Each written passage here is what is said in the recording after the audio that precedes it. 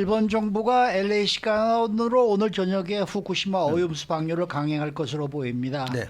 일본 내에서 반발이 좀 심각하죠? 예, 심각하죠. 이 후쿠시마 어민들 가장 직접적으로 타격을 받는 사람들입니다. 이게 오염수 방류가 사실상 초읽기에 들어가면서 분노하는 분위기인데요.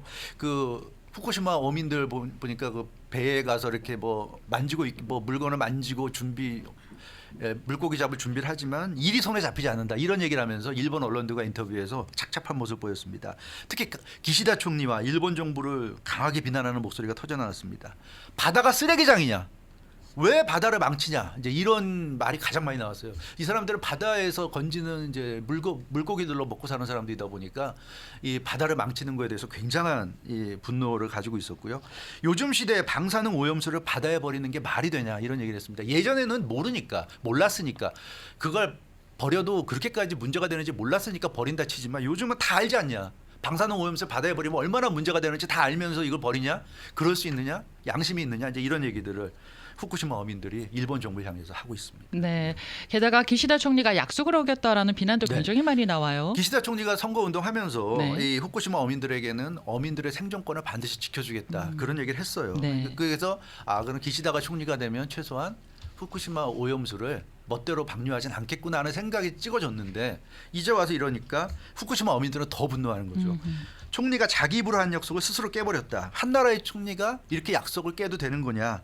그것도 국민과의 약속인데 뭐 이러면서 비난하고 있고 아이들에게 뭐라고 할 거냐. 우리는 아이들을 교육시킬 수가 없다. 총리라는 사람이 이렇게 대놓고 거짓말하는데 우리가 이제 아이들 교육을 어떻게 시키냐 이제 이런 얘기까지 하고 있습니다. 그러면서 분노한 후쿠시마 어민들은 그렇게 바다에 버리고 싶으면 당신들이 있는 도쿄 앞바다에다 버려라. 왜 여기다 버리냐. 이제 이런 얘기까지 지금 하고 있습니다. 한국에서도 이게 좀 논란이 되고 있죠. 오늘 나온 소식을 보면 회를 먹는 한국인들이 오늘 많았다고 그래요. 왜냐하면 이제 앞으로 회를 못 먹을 것 같으니까. 이제는 바다가 오염되니까 우리는 회 안 먹을 거. 마지막으로 우리 회로 만찬을 하고 그 다음에 이제 회를 다 이제 버립시다. 이런 얘기를 하면서 네. 오늘 회를 먹었던 사람이 많다고 그럽니다.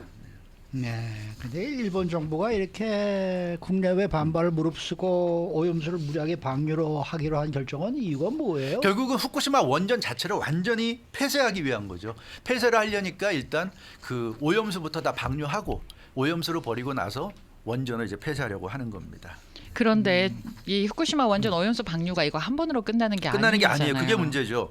6월 말 기준으로 후쿠시마 오염수 총량이 134만 톤이나 했다고 합니다. 네. 올림픽 규격 수영장 500개를 채울 수 있는 양이라고 해요. 이게 로이터 통신이 보도했는데 그래서 이 LA시가 오늘 저녁에 방류가 개시되면 그때부터 오늘부터 그러니까 30년간을 계속 방류해야 된다고 합니다. 그래야 다 이게 사라질 정도 양이라고 그래요.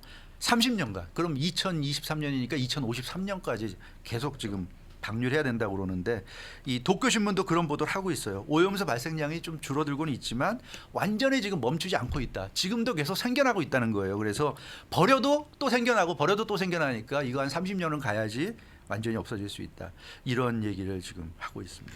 방사능 오염수가 계속 나오는 거는 방사능 찌꺼기가 아직도 남아있기 때문이다. 이런 거 아닙니까? 그렇죠. 도쿄신문 보도 보면 원자로에 쌓인 핵연료 찌꺼기가 네보리로 불리는데요. 이 찌꺼기가 880톤이 남아있다고 그래요. 그래서 물을 다 버려도 그 찌꺼기에서 계속 그 오염된 것들이 올라오니까 또 이제 오염되고 그래서 이걸 완전히 제거해야 되는데 이런 방사능 찌꺼기가 굉장히 위험하니까 이걸 어떻게 제거해야 될지 지금 계획도 없고 뭐 좀 방법도 없는 좀 그런 상황이라고 그럽니다. 어찌됐건 일본 정부는 원전을 완전히 지금 없애고 싶어 하는데 이게 방사능 오염수를 이렇게 몇십 년 동안 버린다고 해서 과연 원전을 폐쇄할 수 있을지.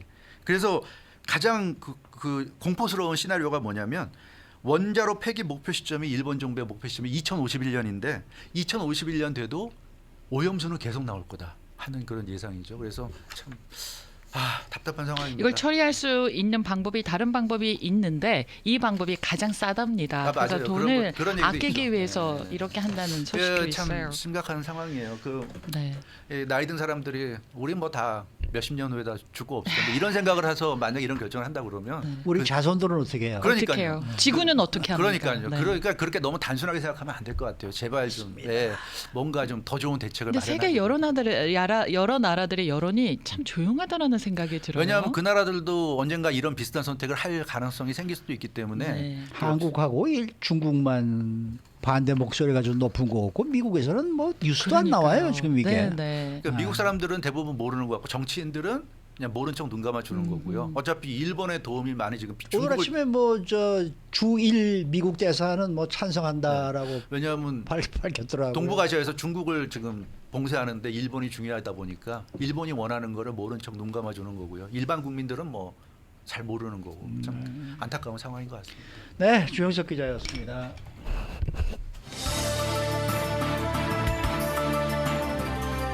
뉴스 속으로는 예방과 치료의학도 최고, 리퍼도 최고, 서울 메디칼 그룹 제공이었습니다.